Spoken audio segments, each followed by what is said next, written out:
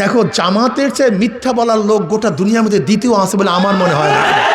আমি আশ্চর্য হয়ে যাই যে জামাত বলছে সৎ লোকের শাসন চাই, আল্লাহর আইন চাই। আমাকে দেখান তো এইবার কোন জায়গায় আমির সাহেব আল্লাহর আইন চাই একটা বক্তৃতা করছে কিনা দেখান তো।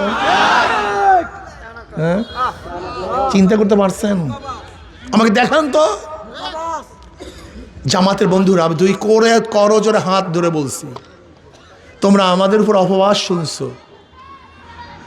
দেখো, জামাতের চেয়ে মিথ্যা বলার লোক গোটা দুনিয়ার মধ্যে দ্বিতীয় আছে বলে আমার মনে হয় না।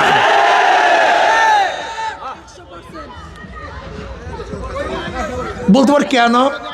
আচ্ছা বলো তো, যখন আমরা জোটে ছিলাম, নির্বাচনের জোটে ছিলাম, এখনো সিট ভাগ হয়। যখনই নমিনেশন পেপার সাবমিট করছে প্রত্যেক জায়গায় প্রত্যেক প্রার্থী বলছে আমরা পাইছি এখানে, প্রত্যেক জায়গায়, অথচ ভাগই হয়নি, তাহলে আমরা পাইছি।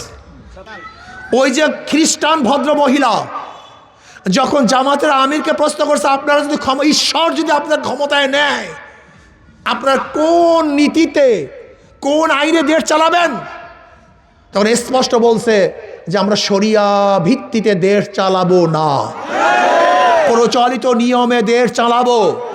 এবং ব্যাখ্যাকারী স্পষ্ট বলছে যে হ্যাঁ, আমির সাহেব বলেছেন আমরা প্রচলিত আইনে দেশ পরিচালনা করব।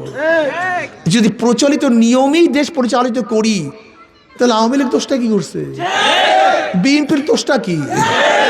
এই যে মাসুদ সাহেব আপনাদের এলাকা, সেদিকে এক জায়গায় বলছিলাম, আমি বলছিলাম মাসুদ সাহেব ফখরুদ্দিন সাহেবের একটা বক্তব্যকে খুব সুন্দরভাবে প্রোটেক্ট করেছিলেন যে শরিয়াকে বিশ্বাস করি না, বেঈমান হয়ে যায়। কিন্তু এখনো তো আপনার শরিয়া অনুযায়ী দেশ চালাবেন না, এখন আপনি বলেন আপনি কি হবেন? এই প্রশ্ন আপনার কাছে। বুঝি না, জামাতের আমির সাহেব এক জায়গায় দেখলাম যে পুরুষ বন্ধুরা যান, মহিলা বন্ধুরা আসেন, আমরা বৈষম্য দূর করব। আচ্ছা আমাকে বলেন তো, মহিলা এবং পুরুষের মধ্যে বৈষম্য করছে কে? এই পর্দার বিধান কে করছে? এখন আমরা যদি বলি বৈষম্য দূর করবো, আসেন, ইমানের অবস্থা কি আমি জানি না। এই মুফতিয়ানে কেরাম আসেন, আপনার ফতুয়া দেবেন আমি জানি না, কিন্তু